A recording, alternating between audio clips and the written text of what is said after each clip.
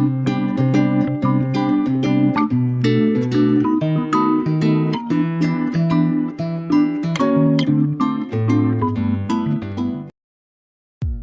Assalamualaikum. Saya Kairisa Putri. Di video ini saya akan menjawab dua pertanyaan mengenai ekspor kakao dan fermentasi biji kakao. Selamat menonton. Pertanyaan pertama yaitu, bagaimana perkembangan ekspor dan sumbangan devisa produk kakao saat ini? Walaupun sejak 2010 sudah ditetapkan pengenaan bea keluar biji kakao, yaitu Aturan Menteri Keuangan Nomor 67 Tahun 2010, produk kakao yang diekspor tetaplah banyak. Dari produk-produk kakao, yang paling banyak diekspor yaitu kakao butter sebanyak 40,72% dari total ekspor, lalu tepung kakao sebesar 23,60% dan kakao pasta 17,08%. Jadi, berapa banyak produk kakao yang sudah diekspor?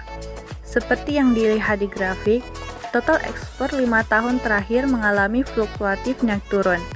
Namun, walaupun begitu, pada tahun 2018, total ekspor mengalami peningkatan sebesar 7,31% dengan total volume ekspor sebesar 380,83 ribu ton dengan total nilai sebesar 1,2 miliar US dollar. Berdasarkan laman berita kontan.co.id, pada tahun 2018, produk yang mayoritas diekspor menyumbang devisa sebesar 1,13 miliar US dollar dan produk kakao olahan yang dipasarkan dalam negeri sebesar 58,341 ton. Selanjutnya pertanyaan kedua yaitu, apakah saat sekarang biji kakao atau biji coklat di Indonesia masih jarang difermentasi? Nah, sebelum itu, fermentasi pada biji kakao untuk apa sih? Fermentasi pada biji kakao bertujuan untuk membentuk flavor kakao dengan bantuan mikroba alami dan enzim alami dalam buah kakao, yaitu pada bagian pulpnya, sehingga tidak memerlukan tambahan starter fermentasi dari luar. Bukannya fermentasi, kualitas biji kakao akan meningkat, lalu sejalan dengan itu, harga jual biji kakao juga meningkat. Namun, petani masih jarang memfermentasikan hasil biji kakao mereka. Seperti yang dilansir di lipi.go.id, kualitas kakao yang kurang baik disebabkan masih banyak petani kakao yang tidak melakukan proses fermentasi pada biji kakao yang mereka jual, sehingga dibeli dengan harga yang sangat murah oleh pihak industri. Tidak hanya itu saja, sebagian petani juga telah melakukan proses fermentasi tradisional tanpa sentuhan teknologi. Namun, biji kakao yang dihasilkan belum seragam.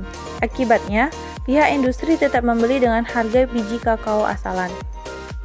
Lalu, berdasarkan jurnal Managanta 2019, petani tidak melakukan fermentasi disebabkan harga tidak berbeda dengan kakao tanpa fermentasi, sehingga petani hanya melakukan pemeraman di dalam karung, tujuannya untuk memudahkan petani memisahkan biji kakao yang berpenyakit.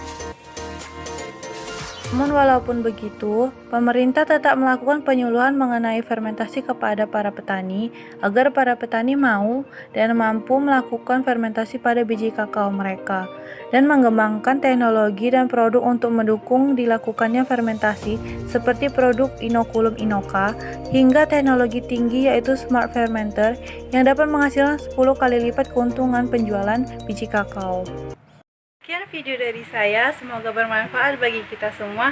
Thanks for watching, see you next time.